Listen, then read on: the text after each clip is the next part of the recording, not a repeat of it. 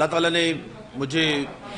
ایک بار پھر، میں پہلے بھی منسٹر رہا ہوں ہیومن رائٹس کا بھی، ہیلتھ کا بھی، ایکسائز ٹیکسیشن کا بھی، اس بار پھر ہیومن رائٹس اور پارلیمانی امور کا جو عہدہ خداوند نے دیا ہے،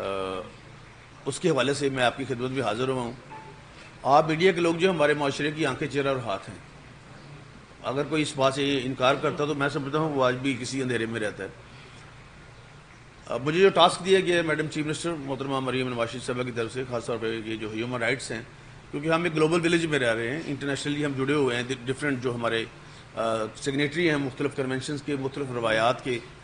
جو ہمارے 27 کنونشنز اور جس کے علاوہ جس میں ہیومن رائٹس کے 3 ٹریٹیز ہیں اور 4 کنونشنز ہیں، اس میں ہم سب جڑے ہوئے ہیں۔ یہ منسٹری جو ہے اس کو چونکہ پہلے بھی میں نے چلایا ہے، لیکن اس قسم کے واقعات ہوتے ہیں، جس طرح ابھی میڈم گئی تھی چیف منسٹر صاحبہ سرگودے، اور وہاں پہ جو اس بچی کے ساتھ جو زیادتی ہے وٹ ایور، اسی طرح یہاں پہ جو ہوا ہے کہ یہ تمام آپ کے میڈیا نے، آپ کے فیصل آباد کے بڑے بادشاہ لوگ ہیں میڈیا والے، آپ نے یہ ٹیلی وائز کی تھی کہ ایک بچی کے جو 13 سال کی بچی تھی، مدینہ ٹاؤن کے علاقے میں رہتی تھی، تو اس کے جو بال ہیں وہ کاٹنے شروع کر دیے۔ جس طرح آپ کو یاد ہوگا کہ ایک دانش کا کیس تھا، اس میں بھی میں اس وقت اس کا وکیل تھا یا وٹ ایور، تو وہ آج بھی جس بچی کو اس نے پاؤں چٹوائے تھے، شاید آپ سب کے ذہن میں ہوگا یہ والا۔ اسی طرح سے یہ خواتین جو ہیں، یہ دیکھیں بیٹیاں بھی ہیں، مائیں بھی ہیں، بہنیں بھی ہیں، سارا کچھ ہے، تو یہ بڑی زیادتی کی کام ہے۔ دوسرا، آپ کے تکلیف یہ تھی کہ یہ 10 سال کی بچی ہے، میرے پاس اس کی ایف آئی آر ہے، اس کے سارے جو ہیں اپنا رپورٹس ہیں، تھانہ روشن والا، تو شی از مائنر، 10 سال کی بچی۔ اس کا زبردستی اس کو پہلے دارالعلوم میں جو آیا گیا ہے، کچھ شوق شاہ نامی آدمی ہے، پھر اس کو وہاں سے نکال کے وہاں پہ اس کا ریلیجن چینج کروایا گیا۔ جو میں نے پڑھا ہے اسلام میں کوئی جبر نہیں ہے، دین میں کوئی جبر نہیں ہے، جو میں نے پڑھا ہے، تو زبردستی بچی کو، مائنر کو اس طرح سے کرنا اور پھر اس کا نکاح کر دینا، یہ دونوں باتیں انتہائی ہمیں انٹرنیشنلی جو فورمز ہیں جنیوا میں، یو ایس میں، جو بھی یونائٹڈ نیشنز کے آفیسز ہیں، وہاں بھی ان باتوں کا جواب دینا پڑتا ہے، کیونکہ ابھی یہ گلوبل ولیج میں آپ کی جو ایک ایک خبر ہے اس میں کوئی دیر نہیں لگتی، اس کے پہنچنے میں 1 سیکنڈ لگتا ہے جی۔ اس حوالے سے میں آج یہاں پہ آیا ہوں، میں بھی ان دونوں گھروں میں جاؤں گا جہاں پہ یہ سارے وقوع ہوئے ہیں، اور ساتھ سی پی او صاحب سے بھی ملوں گا، تفتیشی کو بھی بلایا، ایس ایچ ایس کو بھی بلایا۔ کوشش کریں گے جب تک خدا نے موقع دیا ہے کہ کم سے کم جتنا، اگر بالکل اس کو ختم نہیں کر سکتے تو اس میں کمی بہت زیادہ ضرور لائیں، تاکہ انٹرنیشنلی جو پاکستان ہماری خدا داد مملکت ہے، اسلامی مملکت ہے، جو اللہ پاک نے ہمیں ایک تحفہ دی ہے، اس میں یہ جو ہے فنڈامنٹل رائٹس کی جو وائلیشن ہے، خلاف ورزی ہے، یہ نہ ہو، اور اس میں ہم بھرپور دن رات، ابھی جو ہمارا ٹاسک ہے، چیف منسٹر صاحبہ نے فرمایا کہ آپ کے پاس صرف ایک دن Sunday you can only stay, یا اپنے حلقے میں جا سکتے ہیں، باقی آپ نے جو 6 دن ہے کام کرنا ہے، کیونکہ کام بہت زیادہ کرنے والا ہے، اور یہ بہت بڑا جی ایک شعبہ ہے۔ اس میں میری آپ سب سے بھی یہی التجا ہے، میری گزارش ہے، ہمبل سبمیشن ہے کہ آپ سب میرا اس میں ساتھ دیں، تاکہ ہم لوگوں کے کم از کم کسی ان کے جو فنڈامنٹل رائٹس ہیں اس کو تو محفوظ کر سکیں۔ تو یہ میری آج کی جو تھی آپ کو تکلیف دی تھی، اس حوالے سے میں یہ بات کرنا چاہتا تھا۔ ابھی میں ریکویسٹ کروں گا، اگر کوئی دوست ساتھ جا سکتے ہوں گے، وہ بچی جس کے بال کاٹنے والی تھی، وہ بھی ٹیلی وائز ہوئی تھی ساری خبر، اور اسی طرح یہ جو بچی چھوٹی 10 سال کی جس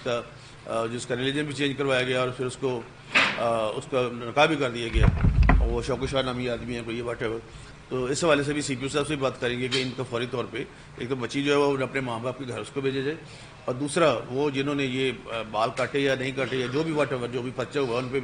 ان کو بھی قرار واقع سزا جو دلوائی جائے، کیونکہ ہمارے اکثر یہ ہوتا ہے کہ پروسیکیوشن اتنی کمزور ہو جاتی ہے کہ پھر لوگوں کو سزا نہیں ملتی، لوگ پھر عدالتوں پہ الزام لگاتے ہیں، لیکن اگر آپ پروسیکیوشن اسٹرانگ کریں گے تو اس پہ آپ ڈیفینیٹلی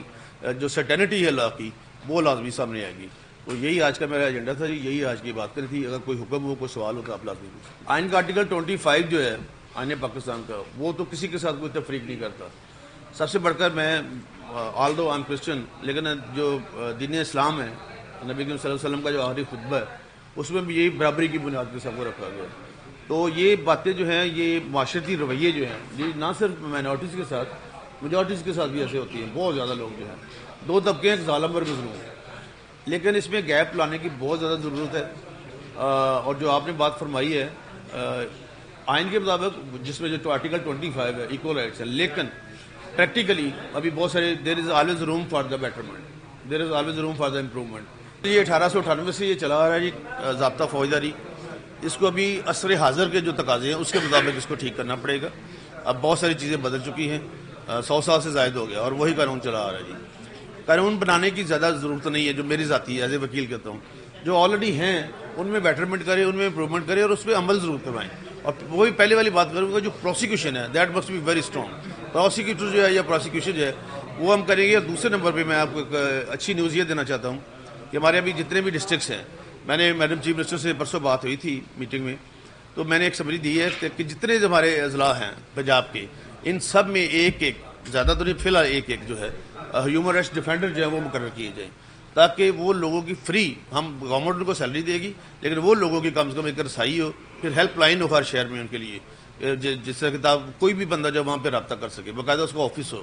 وہ میں ڈپٹی کمشنر صاحبان سے بات کی ہے کہ وہ ہمیں اس بات کی جگہ بھی دیں, جگہ بہت ہے, دفتر بھی ہیں, تاکہ وہ وکیل بھی وہاں بیٹھے, اور ایک فری جو ٹول لائن ہے وہ بھی دی جائے, تاکہ لوگوں کی کم سے کم اور کچھ نہیں تو ان کی بات داد رسی سنی تو جا سکے, اور پھر اس کے آگے جو اس پہ عمل کیا جائے. اس کو اب بھی ایک طرح سے